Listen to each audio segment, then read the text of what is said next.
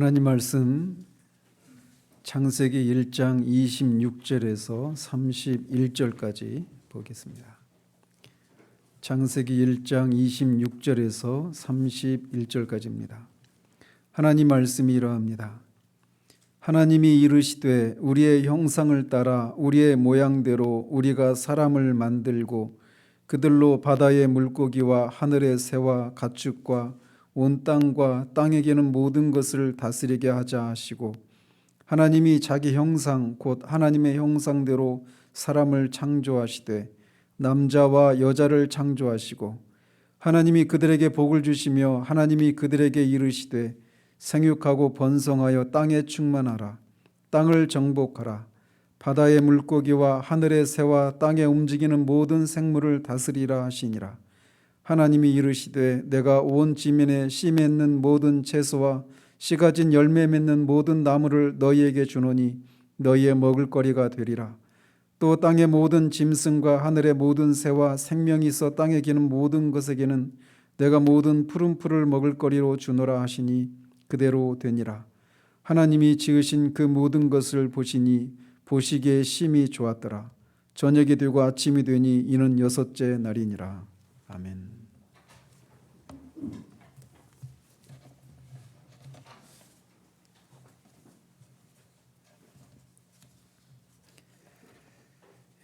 지난주에는 여섯째 날에 육지 생물과 인간을 창조하신 것에 대해서 살폈습니다. 그리고 인간이 동물과는 달리 구별된 방식으로 하나님의 형상으로 지음받았다라고 하는 사실을 살피면서 하나님의 형상으로 지음받았다라고 하는 것이 무엇인지에 대해서 살펴보았습니다. 오늘은 이렇게 하나님의 형상으로 지음받은 인간에게 주신 첫 번째 명령을 살피면서 인간의 사명이 무엇인지에 대해서 살펴보도록 합니다. 즉 다른 말로 말하면 인간은 무엇을 위해서 살아야 되는가, 이 문제를 이 구절 속에서 우리가 발견할 수 있다는 겁니다. 하나님은 사람을 하나님의 형상으로 지으셨는데, 하나님의 형상으로 지으신 첫 번째 목적은 하나님이 사람과 교제를 나누기 위함이다라고 말할 수 있습니다. 교제를 나누기 위해서는 인격체여야만 합니다. 그래서 하나님은 인간을 자기와 유사한 인격으로 지으신 것입니다. 또 교제가 하기 위해서는 언어가 있어야 합니다. 언어는 인격체가 할 수 있는 가장 중요한 기능 중에 하나입니다. 그렇기 때문에 하나님은 사람과 말하고 사귀는 그런 교제를 위해서 사람을 인격으로 지으셨는데, 당신의 인격을 닮은 그런 존재로 지으신 것입니다. 그렇게 하심으로 하나님은 사람에게 자기 창조의 비밀을 알리시고 창조의 지혜를 나타내시기를 바라신 것입니다. 인간은 하나님의 창조 세계를 탐구하고 개발하는 것을 통해서 창조 속에 숨어있는 하나님의 권능과 지혜를 발견하고 그분을 즐거워하고 기뻐하는 것을 통해서 하나님과 교제를 나눌 수 있는 겁니다.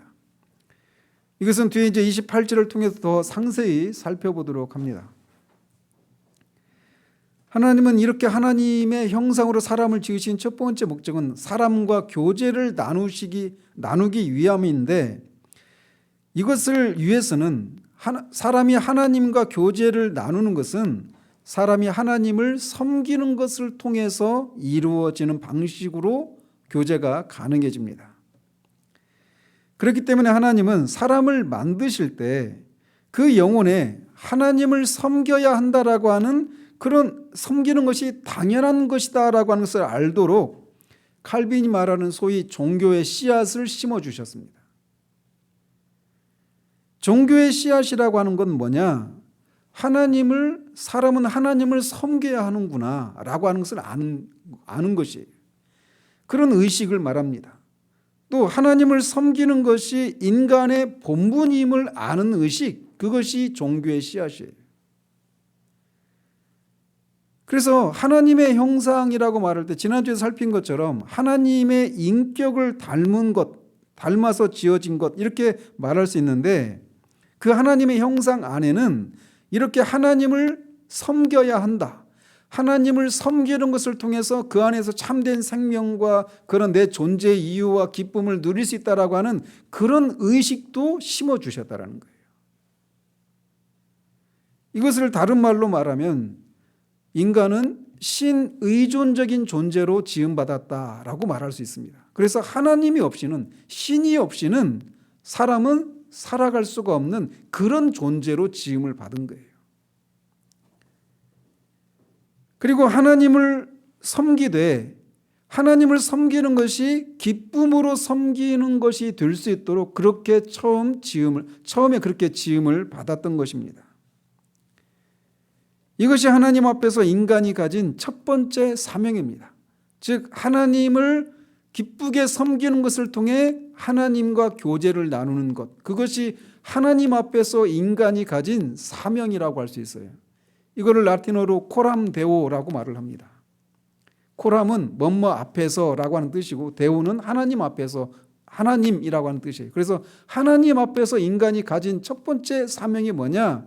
하나님을 기쁘게 섬기는 것, 그리고 그 섬기는 것을 통해서 인간의 본연의 그런 생명과 인간 존재의 그 영광스러움과 그 인간의 그 본연의 그 존재 자체를 누릴 수 있다라고 하는 것을 아는 것, 이것이 인간을 향한 하나님을 향한 인간의 사명이라고 할 수 있습니다. 타락하기 전에는 인간이 그래서 하나님을 바르게 섬겼고 그 일에서 자신의 생명을 충만히 누렸지만 타락한 이후에는 인간은 하나님을 섬겨야 되는구나, 그리고 하나님을 섬기는 것을 통해서 내 생명을 충만히 누릴 수 있구나라고 하는 그런 의식만 남겨져 있고 하나님에 대한 지식은 잃어버렸기 때문에 이 세상에 그렇게 수많은 종류의 신이라고 불려지는 존재들이 생겨나게 된 것입니다. 하나님은 이렇게 하나님을 기쁨으로 섬기고 자신과 교제를 나누도록 하기 위해서 사람을 당신의 형상으로 지으셨어요. 그런데 27절에 보면 하나님이 사람을 지으시되 남자와 여자로 지으셨다라고 말을 합니다. 사람은 남자와 여자로 구성됩니다. 남자만 또는 여자만으로 사람이 되는 것이 아니라 남자와 여자가 합쳐져서 사람이 되는 거예요. 또 하나님은 남자만을 하나님의 형상으로 지으신 것이 아니라 남자와 여자 모두 하나님의 형상으로 창조하셨다라고 말을 하고 있습니다. 이 1장에서 인간의 창조에 대해서는 그냥 남자와 여자를 한꺼번에 동시에 창조한 것처럼 이렇게 기록되어 있지만 2장에 보면 인간 창조를 좀 더 상세하게, 일종의 그 줌인이라고 하죠. 그 렌즈를 이렇게 당겨서 더 상세하게 살펴보는 방식으로 하나님이 어떤 과정을 통해 인간을 창조하셨는가를 더 상세하게 기록하고 있는데, 우리가 그래서 1장 인간 창조와 2장의 인간 창조는 그런 관계예요. 서로 동떨어진 관계가 아니라 1장에서 말한 그 사실을 이렇게 줌인을 해서 당겨서 좀 더 상세하게 살펴보는 방식으로 2장의 인간 창조를 묘사하고 있단 말이죠. 그런데 어쨌든 하나님은 남자와 여자 모두를 하나님의 형상으로 창조하셨습니다.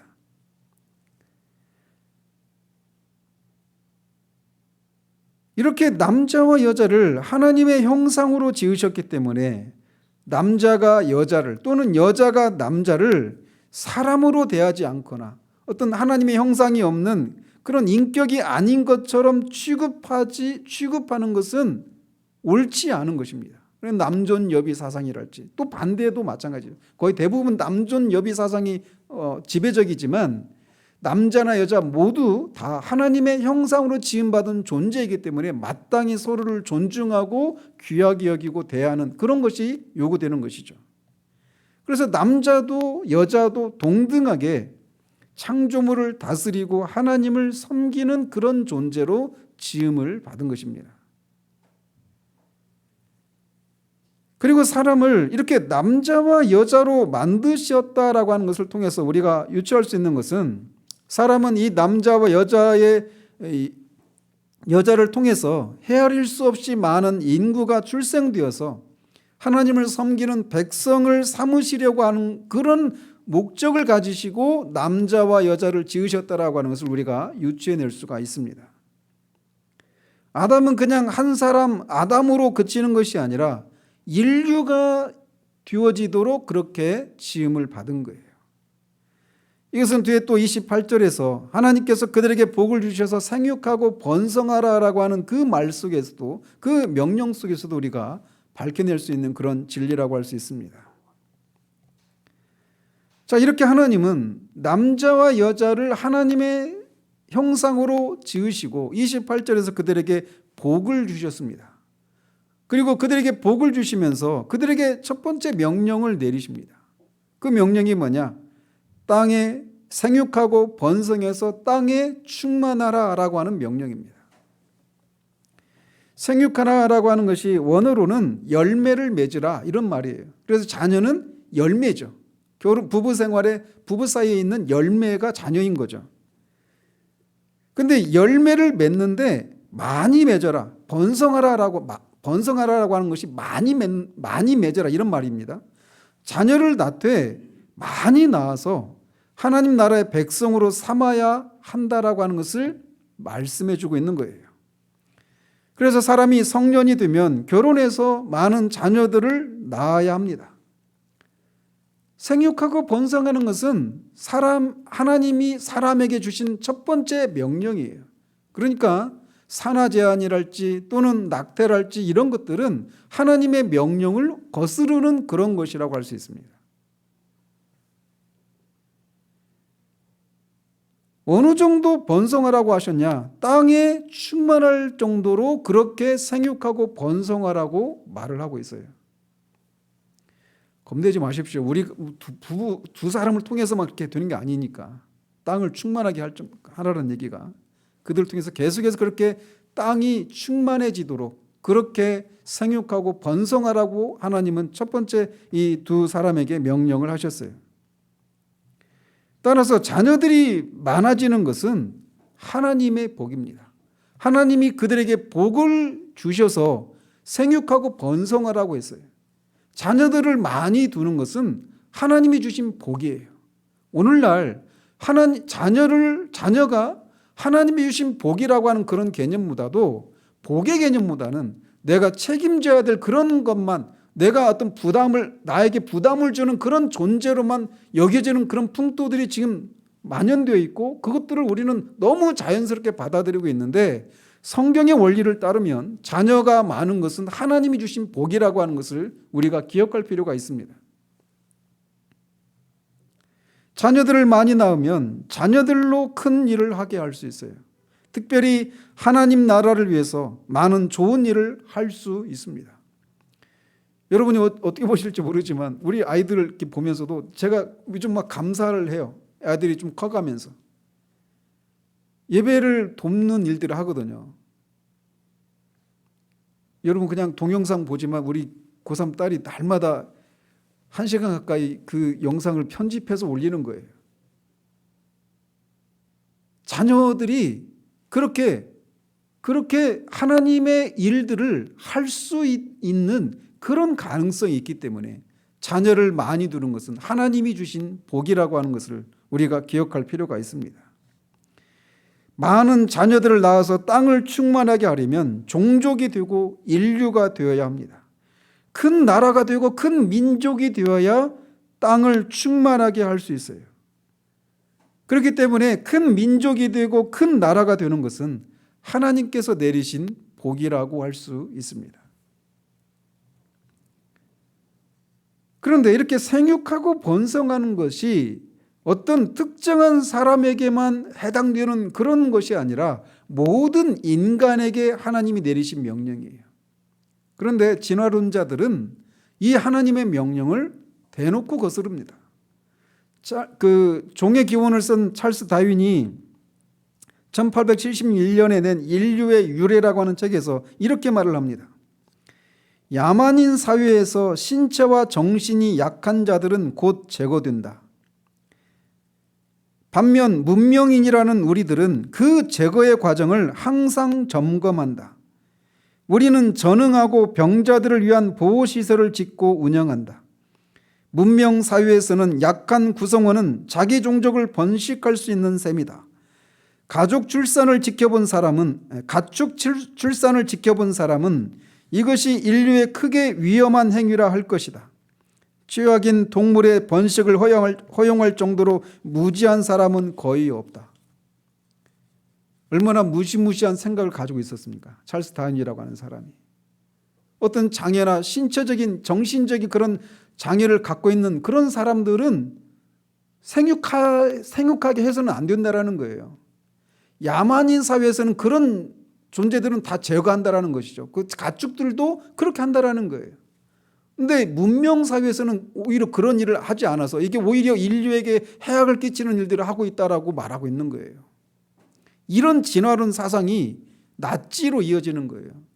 그리고 우생학이라고 하는 것. 그래서 그 우월한 그런 유전자를 가진 사람만 생육하고 자녀를 낳을 수 있고, 그렇지 못한 사람들은 그 생육을 하지 못하게 하는 그런 게 우생학으로 그런 것을 연구하는 학문이 우생학인데, 그 우생학이 이런 진화론 사상에서 이어지는 거예요.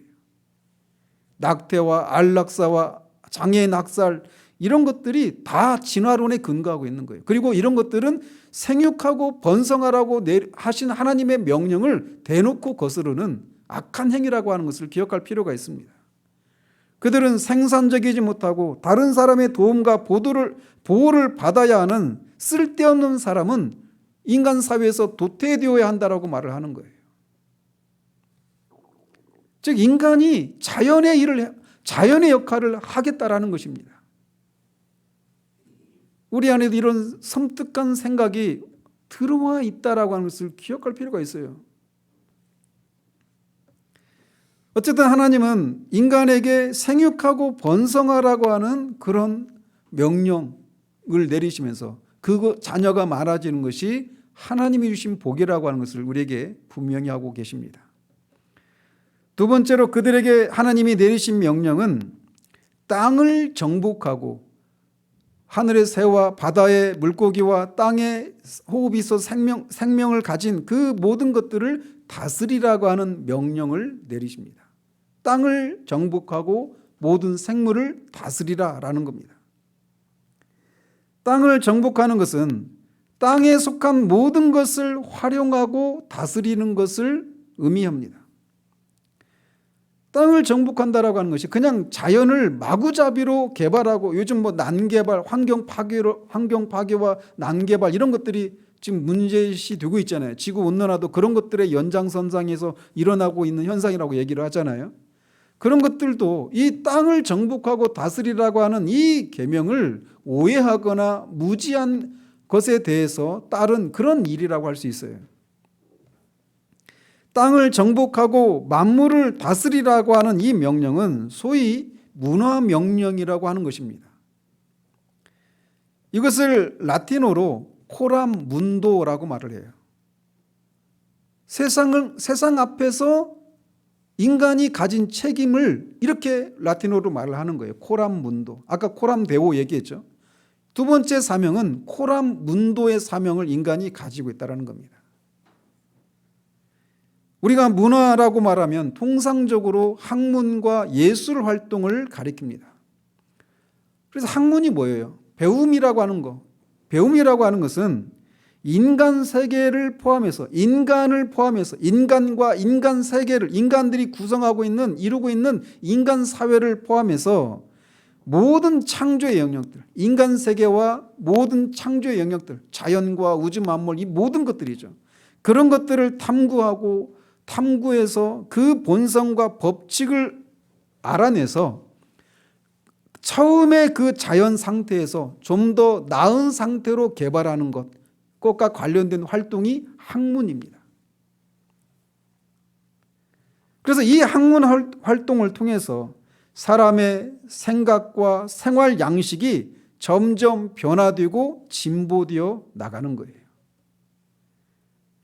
그리고 이렇게 어떤 인간 사회와 인간과 인간 사회, 그리고 인간 사회를 제외한 모든 창조 만물들을 탐구해서 그것들의 어떤 본성과 어떤 법칙들을 발견해서 어떤 지식이 쌓이잖아요. 근데 그 지식이 점점 쌓이고 그것이 쌓여져 가면서 그것을 적극적으로 활용하는 것을 통해서 처음의 자연 상태보다 좀 더 나은 상태로 그렇게 개발해 나가고 진보해 나가는 그 모든 활동들이 학문 활동이고 그 학문 활동이 바로 문화의 한 축이에요. 그렇기 때문에 사람이 아무리 미개한 그런 사람이라 하더라도 제가 그 동영상을 보니까 1970년대입니다. 옛날 얘기가 아니에요. 1970년대 필리핀의 어떤 섬에서 이 진짜 미개한 그런 문명 사회와 동떨어진 그런 사람들을 발견했는데 그 문명 사회에서 동떨어져 있으니까 그들이 뭘 사용했냐면 그 돌 있잖아요. 돌 이런 거를 사용해서 뭐 음식도 해 먹고 짐승도 잡고 이렇게 살고 있는 사람을 1970년대에 발견했어요.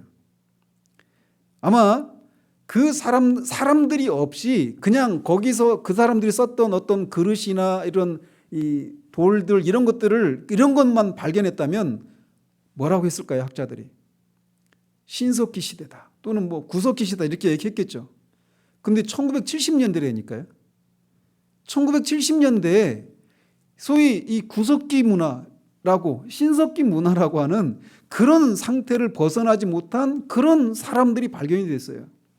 자, 그런 사람들을 보면 문명사회의 인간들이 볼 때 굉장히 원시인들이고 비문명화된 그런 사람이라고 우리가 말을 하잖아요. 그런데 그런 사람일지라도 동물보다 비교할 수 없이 문화 활동을 하고 있다라고 말할 수 있단 말이에요. 왜? 인간은 아무리 미개한 사람이라 하더라도 그렇게 어떤 자연 만물을 또는 인간 사회를 탐구하고 개발하는 것을 통해서 처음에 그 자연 상태보다 좀 더 나은 상태로 좀 더 발견하는 겁니다. 그래서 돌도 그냥 처음 생겨난 그 상태가 아니라 좀 더 날카롭게 하기 위해서 깨어서 쓰거나 갈아서 쓰면서 좀 더 나은 상태로 발전시키는 거예요. 동물에게는 그런 게 없어요.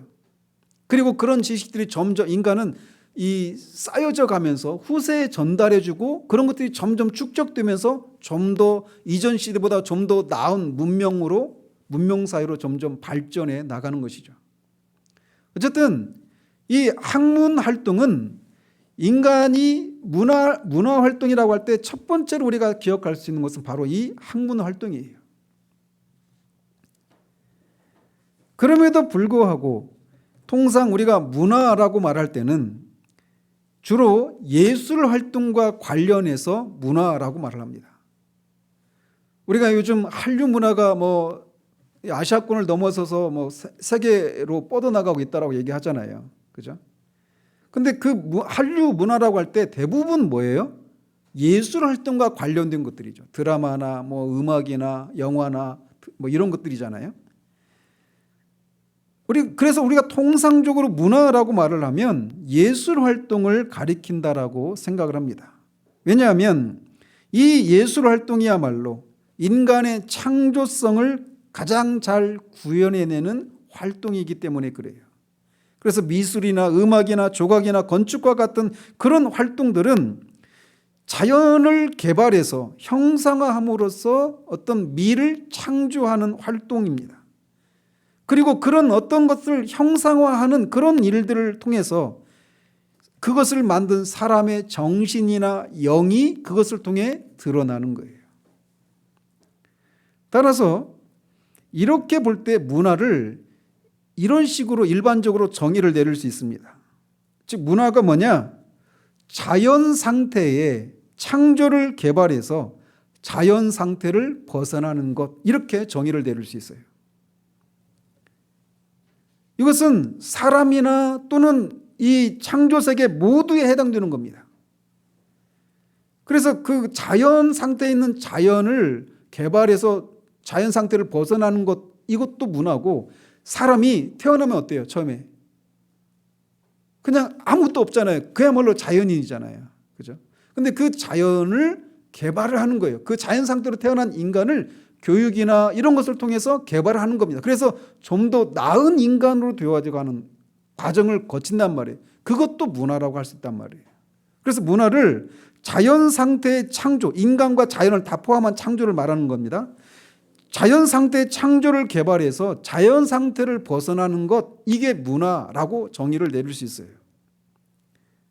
자, 이렇게 문화를 이렇게 정의를 내린다라면 방금 앞에서 말씀드린 것처럼 문화가 학문과 예술 활동에만 국한되는 것이 아니라 인간이 그렇게 자연 상태에서 좀 더 나은 상태로, 자연 상태를 벗어난 그런 상태로 벗어나기 위해서, 진보하기 위해서 하는 모든 활동이 다 문화 활동이다, 이렇게 말을 할 수가 있는 겁니다. 인간이 하는 모든 창조적인 활동을 문화라고 정의를 내릴 수 있어요. 그래서 학문과 예술뿐만 아니라 정치, 경제, 노동, 교육, 군사, 농업, 축산업, 수산업, 이 모든 것들, 이 모든 창조를 개발하고 좀 더 자연 상태를 벗어나려고 하는 그 모든 것들을 통틀어서 다 문화라, 문화 활동이다, 이렇게 정의를 내릴 수 있는 겁니다. 그래서 인간이 이전의 상태보다 더 나은 상태로 만들어내기 위해서 벌이는 모든 활동을 문화다, 이렇게 말을 할 수 있어요. 뿐만 아니라 이렇게 인간이 이렇게 이전 상태보다 나은 상태로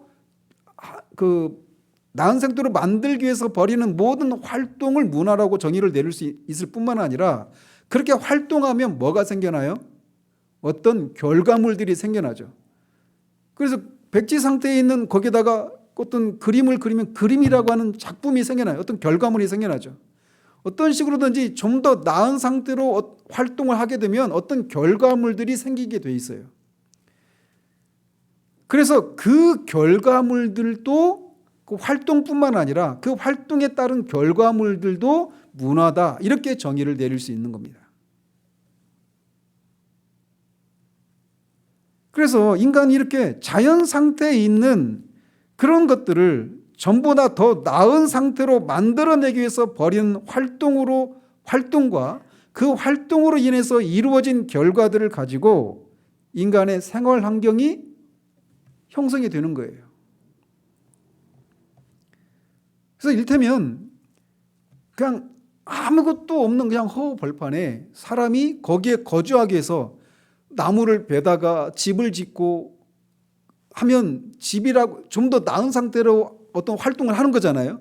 그리고 거기에는 집이라고 하는, 주택이라고 하는 그런 결과물이 생겨나는 거예요. 그래서 그것이 생겨나면 아무것도 없던 상태에 있는 것보다 좀 더 나은 상태가 되죠.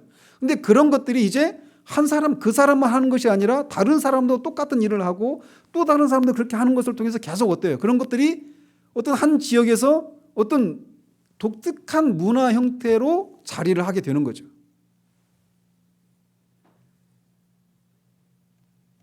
그래서 일반적으로 말을 하면 문화는 늘 진보하고 변화되게 되어 있습니다. 왜? 인간은 좀 더 나은 상태로 개발하려고 하는 그런 활동을 하기 마련이기 때문에 그래요. 그래서 일반적으로 말을 한다면 문화는 늘 진보하고 변화되게 되어 있는 겁니다. 그러나 그럼에도 불구하고 인간이 극복하지 못하는 자연 재앙이나 인간 안에 있는 그런 탐욕으로 인해서 어떤 전쟁과 이런 것을 통해서 그런 것들이 한순간에 그냥 다 초토화되어 버리는 그런 일이 있지만 일반적으로 말을 하자면 문화는 진보하고 변화되게 되어 있는 거예요.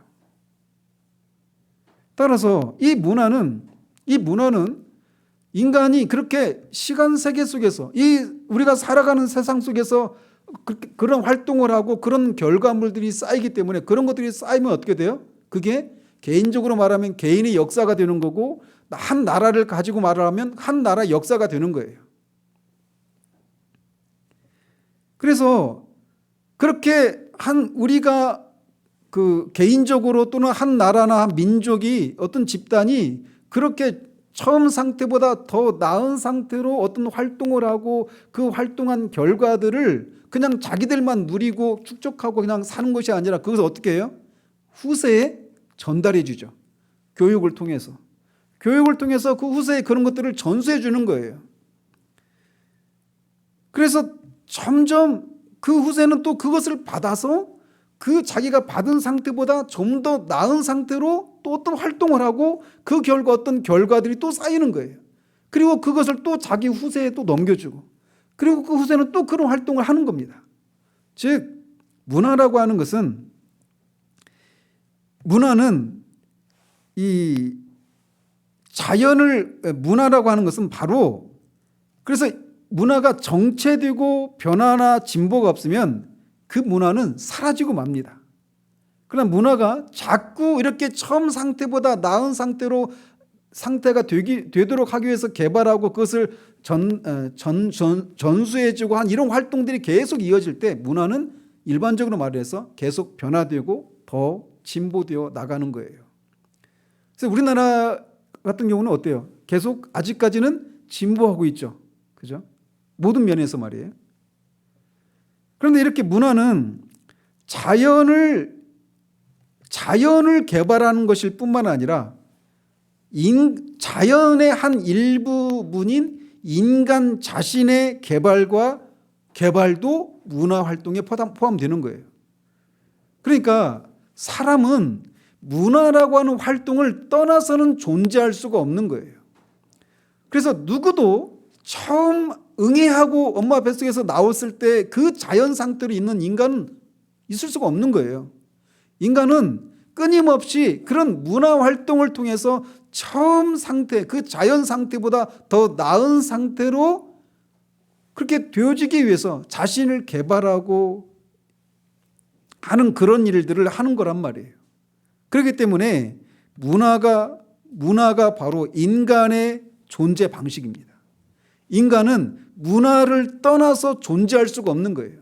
인간이 아이 상태에서 점점 자라가면서 몸만 자라는 것이 아니라 그의 생각과 그의 생활 방식과 이런 것들이 점점 발전해 가잖아요. 그죠? 그런 것을 통해서 그래서 이런 것이 없는 인간은 있을 수가 없는 거예요. 그래서 문화와 인간은 뗄래야 뗄 수가 없는 문화가 인간의 존재 방식이라는 겁니다. 이게 일반적으로 문화에 대한 정의라고 할 수 있어요. 그런데 이 문화를 성경적으로 정의를 내리자면 문화가 뭐냐? 하나님의 창조 행위를 모방하는 모든 인간의 활동이다 이렇게 말을 할 수 있습니다. 우리가 살폈듯이 하나님은 무로부터 이 우주 만물을 창조하셨습니다. 그리고 하나님이 창조하신 이 창조물 안에는 하나님의 지혜와 권능이 숨겨져 있어요. 그래서 인간의 문화 활동은 뭐냐? 하나님께서 이렇게 창조하신 창조 세계 또 인간 자신을 탐구하고 개발하는 것을 통해서 그 속에 숨겨놓으신 하나님의 지혜와 권능을 발견하는 활동, 이것이 문화예요. 그래서 헤르만 바빙크가 아담에게 주신 이 명령을 이렇게 얘기를 하는 겁니다. 땅을 경작하고 땅을 정복하라고 하는 이 명령을 헤르만 바빙크가 이렇게 얘기하는 거예요. 아담으로 하여금 하나님이 이 땅 속에 숨겨놓으신 하나님의 보화를 발견해야 되도록 하셨다. 이렇게 얘기하는 겁니다. 그래서 인간 세계를 포함한 모든 창조 세계의 법칙들과 본성들을 탐구하고 그것들을 활용하는 것을 문화라 이렇게 정의를 내릴 수 있습니다.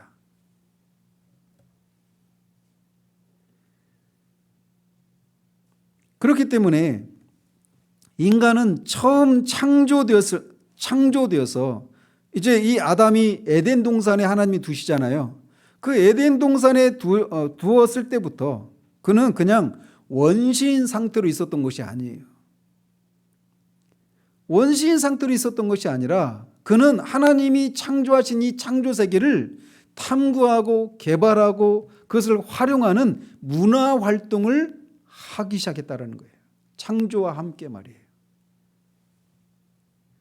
우리는 흔히 아담이 옷을 벗은 채로 살고 있었기 때문에 그 처음 타락하기 전에 그 에덴 동산의 아담을 우리는 막 원시인, 아까 말씀드린 것처럼 그 필리핀의 섬에서 발견된 그런 어떤 문명 사회와 동떨어져 있는 미개인, 이런 야만인, 이런 개념으로 아담을 생각하는데 아담은 그런 존재가 아니었습니다.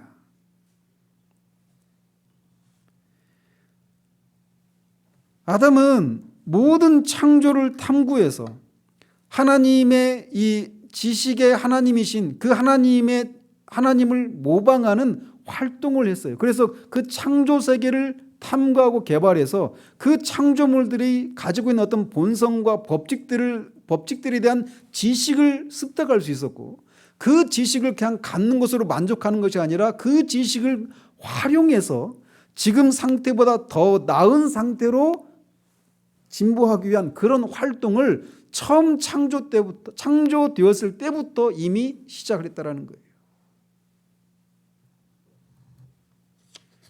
물론 그가 오늘날 우리가 그 아담 이후에 인류들이 발견한 그 모든 것들을 속속들이 알았다라는 얘기는 아닙니다. 그럼에도 불구하고 그는 원시인이 아니었어요. 미개한 상태로 태어난 것이 아닙니다. 자기 생을 누리기에 충분할 정도로 하나님의 창조 세계를 탐구하고 개발해서 그것들의 본성과 법칙들에 대한 지식을 가지고 있었고, 그 지식을 활용을 해서 좀 더 나은 그런 상태로 되어지기 위한 활동을 처음 창조 때부터 이미 시작을 했다라고 하는 것을 성경은 우리에게 말해주고 있습니다. 아담이 그렇게, 또 하와도 마찬가지죠. 인간이 그렇게 하나님의 창조를 탐구하고 개발해서 자연 상태에서 좀 더 나은 또는 어떤 문화 상태로 옮겨갈 수 있도록 할 수 있는 것이 가능했던 것은 인간이 하나님의 형상으로 지음받았기 때문에 가능한 것이었습니다. 그래서 이 처음 창조된 아담은 이렇게 하나님의 창조 세계를 탐구하고 개발하는 것을 통해서 그것들의 어떤 법칙과 어떤 질서들, 그런 본성들을 깨달을 수 있었어요. 그런데 그가 이 처음에 어떤 사물들이나 어떤 이 동물들이나 이런 것들을 탐구하고 개발해서 그것들의 어떤 본성이나 법칙들에 대한 그런 지식을 습득하는 방식은 오늘날 우리들이 어떤 사물들에 대해서 또는 어떤 지식을 습득하는 방식과는 다른 방식으로 그런 지식을 습득했습니다. 우리가 무슨 말이냐? 우리가 어떤 사실들을 알려면, 어제 지성이가 우리한테 그런 얘기를 하더라고요. 자기는 상상력이 부족하다고. 그죠? 그러면서 그런 얘기를 해줬어요. 상상력이라고 하는 것은 그냥 아무것도 내 안에 들어있는 게 아무것도 없는데 그냥 갑자기 튀어나오는 게 아니다. 상상력은 어떻게 나오는 거예요? 기존에 이미 우리 앞에 살았던 사람들이 발견해낸 그런 지식들이 우리 안에 있을 때, 그리고 그 지식들을 활용하는 것이 상상력이잖아요. 그죠? 아무것도 없는 가운데서 상상력이 나오는 게 아니란 말이에요. 상상력이 없다는 얘기는 뭘 해야 되는 거예요? 우리 앞에 살았던 그 사람들이 터득한 그런 지식과 그런 지혜들을 우리가 열심히 배우고 하는 이런 지식을 습득하는 과정들이 있어야 그것을 활용하는 그런 상상력이 발휘되는 거란 말이에요.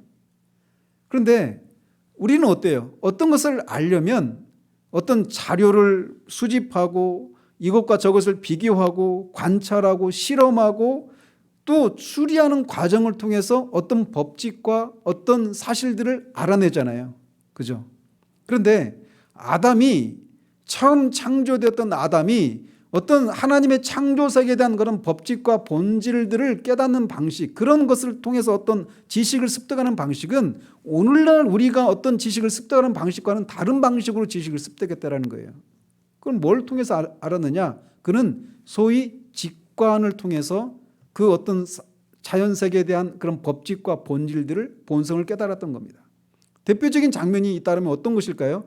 우리 이 장에서 살펴보겠지만 동물들의 이름을 지어주는 일이에요.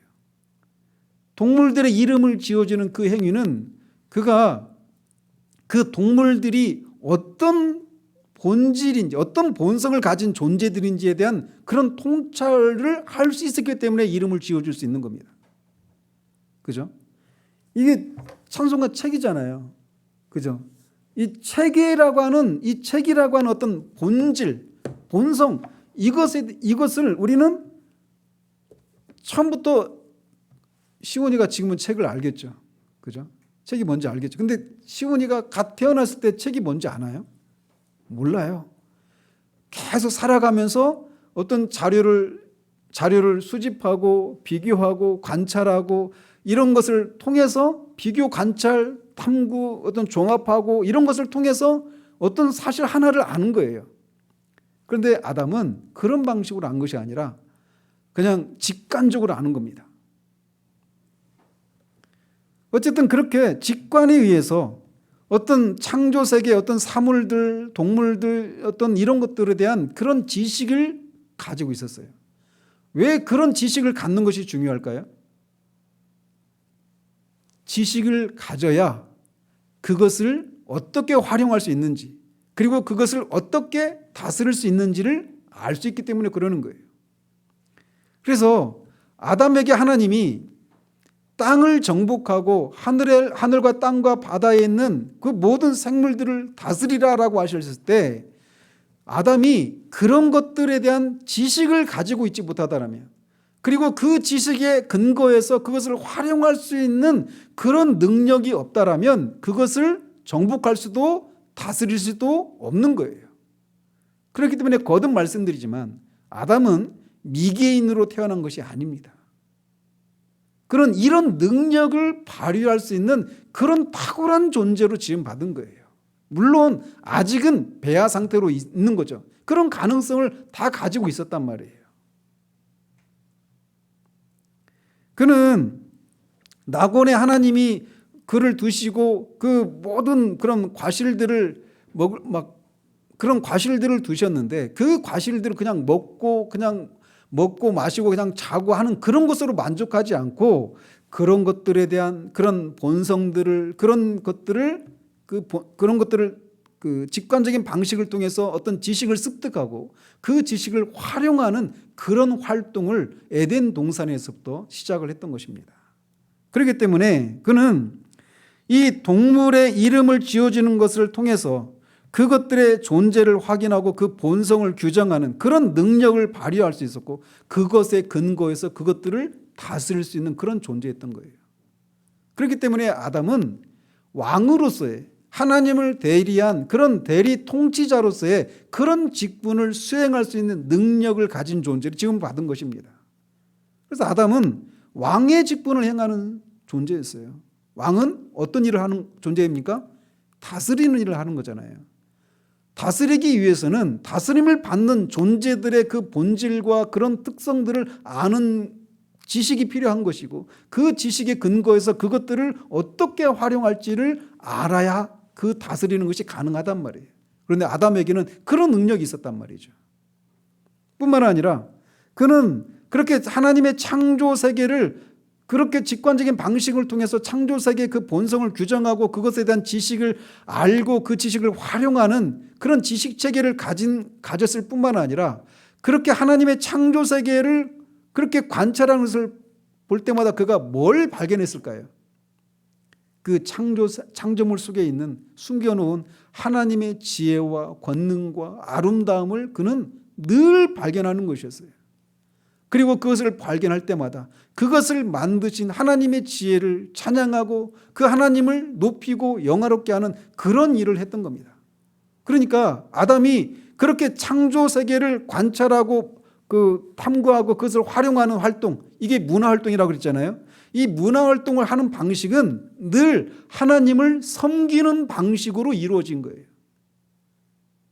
이것이 우리가 공부를 하는 방법이고 목적이기도 하는 겁니다.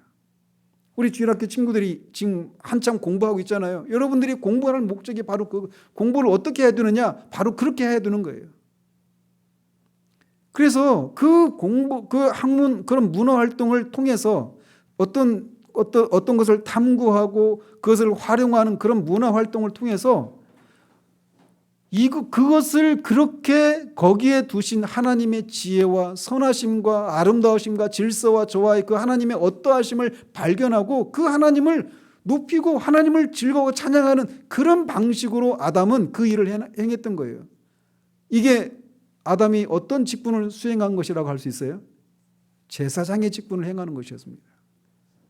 그래서 아담의 문화 활동은 제사장으로서의 문화 활동이었어요. 그래서 그는 끊임없이 자기가 속한, 자기가 살고 있는 그런 삶의 테두리 안에 있는 것들 뿐만 아니라 그 하나님이 창조하신 그 창조세계를 점점 탐구하고 활용하는 그런 과정을 통해서 그는 끊임없이 하나님에 대해서 감탄하고 하나님을 즐거워하는 그런 일을 했던 것입니다. 그래서 앞에서도 코람데오에 대해서 얘기했잖아요. 하나님 앞에서 인간이 가진 책임, 하나님을 섬기는 것을 통해 하나님과 교제를 나누는 그 책임이 있다고 그랬잖아요. 그런데 그 일이 기쁨으로 할 수 있었던 것이 뭐냐? 이렇게 하나님의 창조세계 속에 숨겨놓은 하나님의 질서와 그 신비와 오묘함들 이런 것들을 발견하면서 그런 하나님을 즐거워하고 기뻐할 수 있었기 때문에 그것이 가능했던 거예요. 그래서 아담은 하와와 둘이서 따로 그렇게 창조세계 속에 숨겨놓으신 하나님의 그 지혜와 권능을 발견하고 둘이서 하나님을 예배하기도 하고 또는 동물들과 함께 그 하나님을 높이고 하는 그런 제사장으로서의 일들을 감당하는 방식으로 땅을 정복하고 다스리는 일을 진행했던 것입니다. 우리가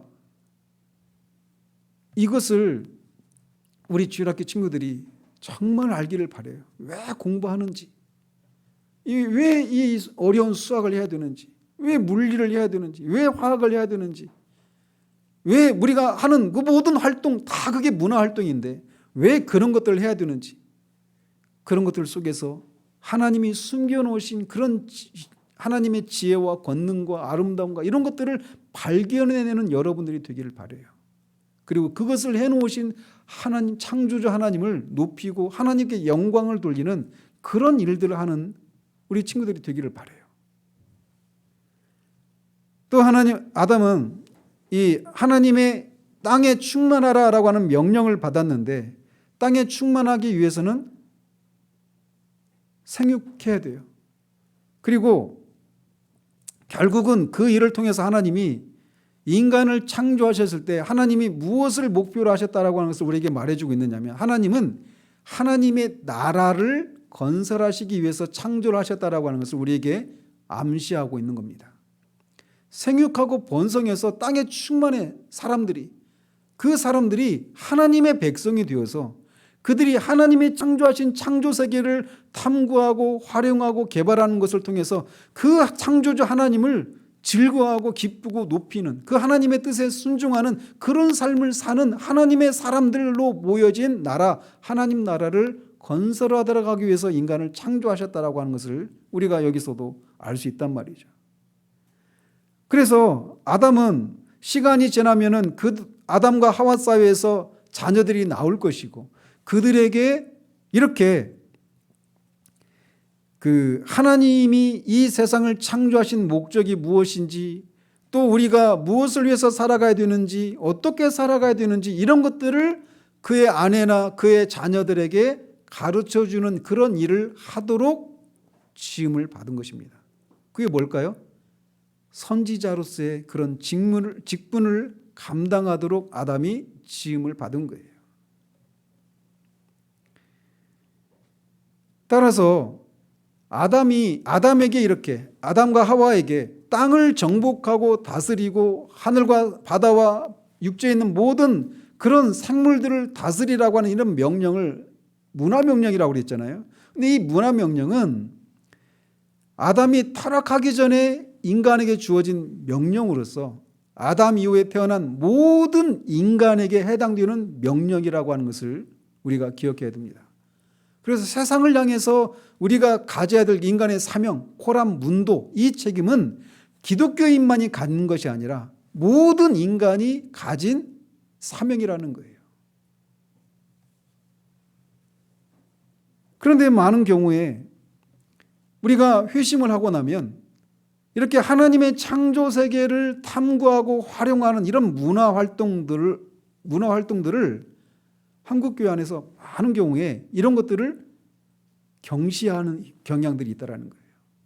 회심을 하고 나면 오직 하나님을 섬기는 것, 직접적으로 관련된 것, 경건생활, 교회를 봉사하고 선교하고 목사가 되고 이런 것만 하나님을 섬기는 것이라고 하는 생각이 우리 안에 너무나 많이 깊이 들어와 있어요. 그러나 하나님의 창조 세계를 개발하고 활용하고 하는 이런 문화 활동은 회심한 이후에도 사라지지 않는 겁니다. 그러니까 오히려 회심하기 전에 내가 어떤 가지고 있었던 직업이 있잖아요. 그런 직업을 그전에는 그런 직업 활동을 통해서 좀 더 나은 어떤 세계가 되도록 하기 위해서 활동을 한 거잖아요. 근데 그것이 아니라 그냥 그것을 통해서 내가 돈을 벌어서 먹고 사는 이런 문제만 그렇게 집착하면서 내 활동을 했단 말이에요. 내 직업을 가졌단 말이에요. 근데 회심하고 나면 어떻게 돼요? 그거를 버리는 게 아니라 그 직업을 하나님이 주신 목적을 새롭게 발견하는 거예요. 이것을 통해서 자연 세계나 또는 인간 세계를 개발하고 그 어떤 지식을 습득하면 그 지식을 가지고 활용하고 좀 더 나은 세상이 되도록 하도록 활동을 하고 그것을 통해서 하나님의 어떠하심을 발견하고 하나님을 높이고 증거하는 그런 목적으로 내 직업 활동을 해야 되는 거란 말이에요. 그 많은 경우에 청년 때나 이런 학생 때 회심을 하고 나면 그냥 공부하는 건 다 팽개치고 그 세속적인 어떤 직업들에 대해서 그 직업을 가지기 위한 어떤 준비는 소홀히 하고 온통 기도하고 성경 읽고 교회 봉사하고 막 이런 것만 열심을 내는데 그러면 교회는 또 그런 사람도 있으면 도움이 되니까 믿음이 좋고 잘하고 있다라고 막 으쌰으쌰 하면서 막 격려를 해준단 말이에요. 그런데 기억하십시오.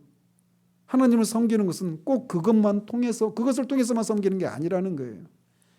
자연을 개발하고 활용하고 그것을 통해서 발견된 하나님을 높이고 질구하는 그런 방식으로 이 문화명령을 수행해야 될 책임이 회심한 이후에도 있다라는 사실이에요.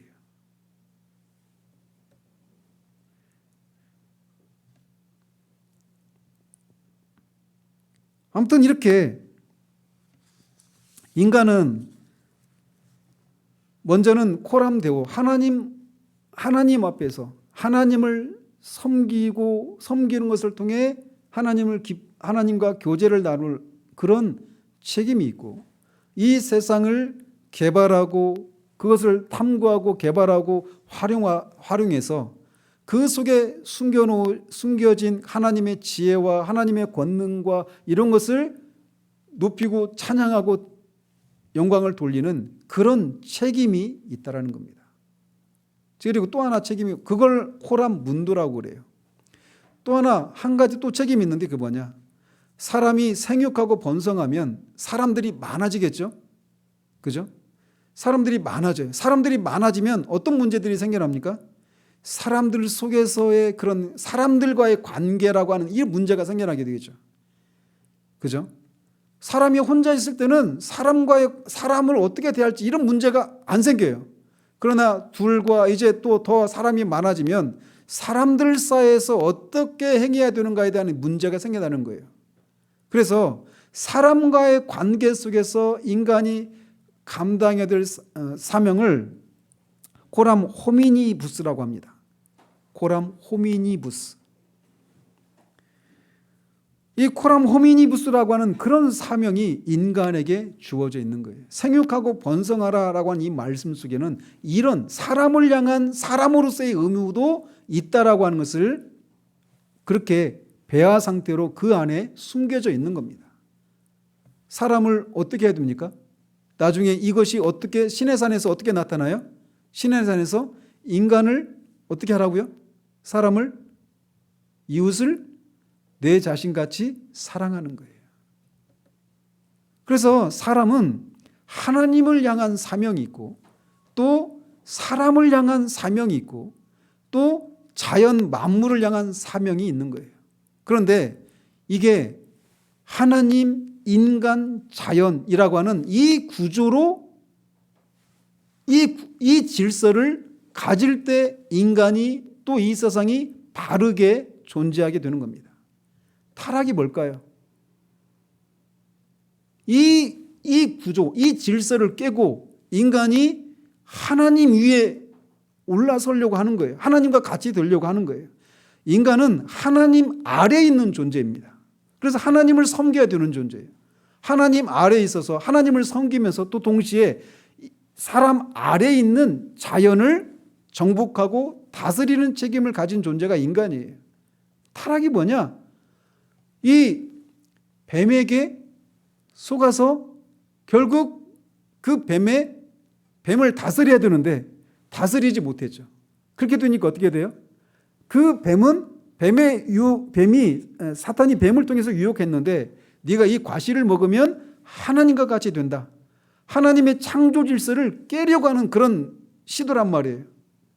근데 거기에 속아 넘어가서 하나님과 같이 되려고 하다가 결국 어떤 일이 벌어졌어요? 인간이 자연 아래 처하는 일이 생겨나게 된 겁니다. 그래서 인간이 자연을 정복하고 다스려야 되는데 자연을 섬기는 그런 존재가 되어버린 거예요. 이 자연이라고 하는 것은 단지 그냥 우리가 보는 어떤 자연만을 말하는 게 아닙니다. 하나님과 인간을 제외한 모든 것들이 다 자연이에요.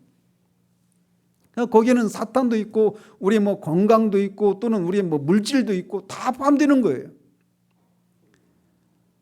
인간이 돈을 다스려야 되는데 돈의 노예가 되어버리는 거예요. 그게 창조 질서가 무너진 것에서 나오는 거란 말이에요. 그러나 하나님이 처음 인간을 창조하셨을 때 이 창조의 바른 질서는 하나님, 인간, 자연이라고 하는 이 질서를 가지고 있었던 겁니다. 이 질서 안에서 인간은 위로는 하나님을 섬기고 하나님을 기쁘게 하고 교제하는 그런 존재로 살아야 했었고 동료 인간들을 향해서는 사랑하는 그런 존재로 서야 했고 아래로 자연을 정복하고 다스리는 일을 하는 존재로 서야 했어요. 정복하고 다스리기 위해서는 그것을 탐구하고 개발하고 하는 것을 통해서 어떤 지식들을 습득하고 습득된 지식을 활용하는 것을 통해서 자연 상태보다 더 나은 상태로 나아가는, 그리고 그런 과정 속에서 자연 속에 숨겨져 있는 하나님의 지혜와 권능과 어떠하심을 발견하는 것을 통해 다시금 하나님을 높이고 즐거워하고 찬양하는 그런 삶을 살 때 인간은 거기에서 참된 행복과 존재의 그런 충만함과 생명의 충만함을 누릴 수 있는 존재로 지음을 받은 거란 말이에요.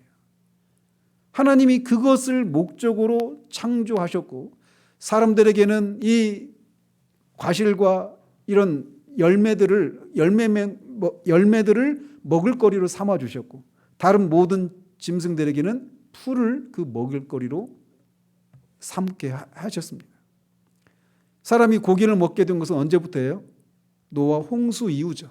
그죠? 노아 홍수 이후에 홍수로 세계가 다 파괴됐기 때문에 사람들이 먹을 게 없잖아요. 그래서 그때부터 짐승을 이제 고기 양식으로 먹을 수 있도록 하나님은 허락하시죠.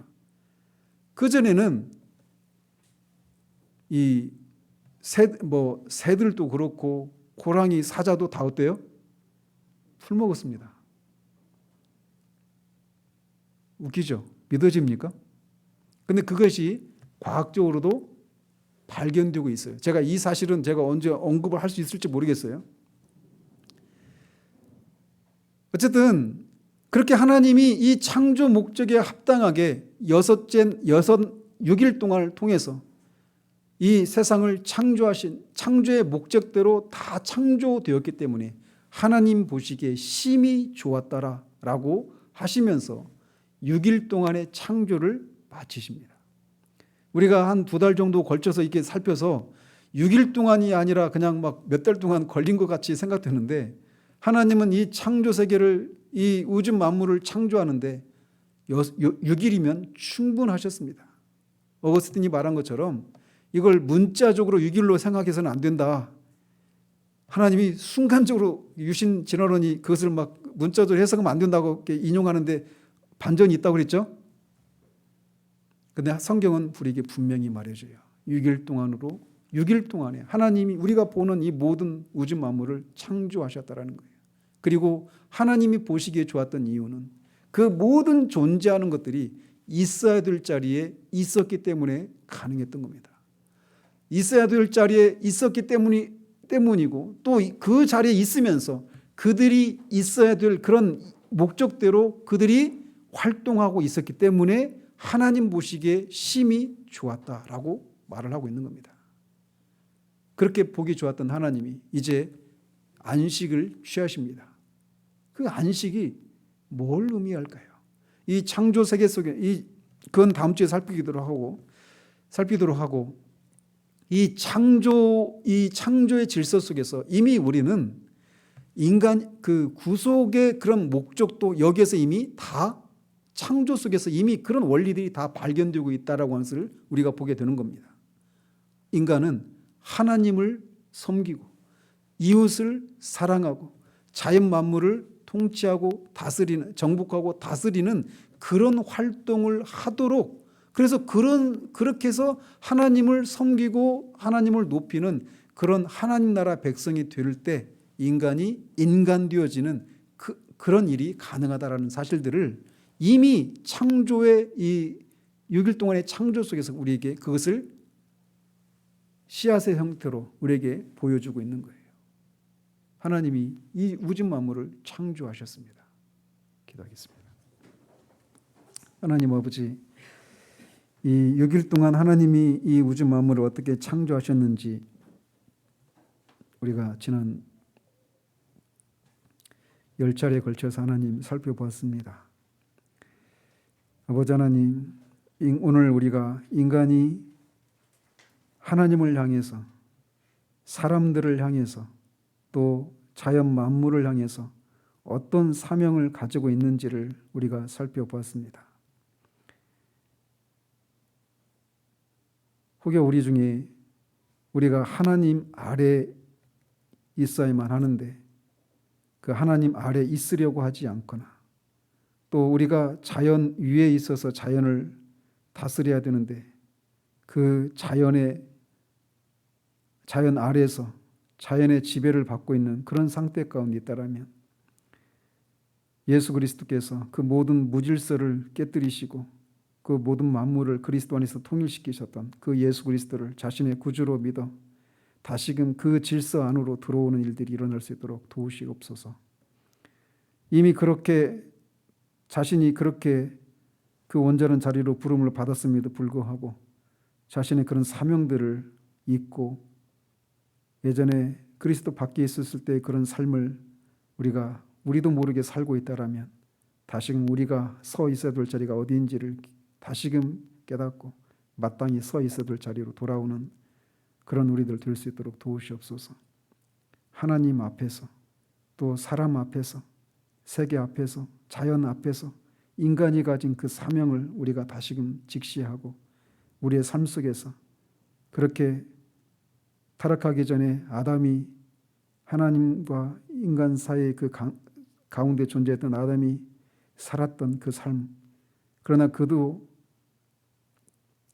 누리지 못했던 그런 성령의 그런 능력을 힘입어서 그런 삶을 살아내므로 우리의 삶을 통해서 우리의 삶 속에서 숨겨놓으신 하나님의 각종 지혜를 드러내고 그것을 즐거워하고 높이는 그런 삶을 살아가는 우리들 될 수 있도록 주님 도와주시기를 원합니다. 예수 그리스도 이름으로 기도합니다. 아멘.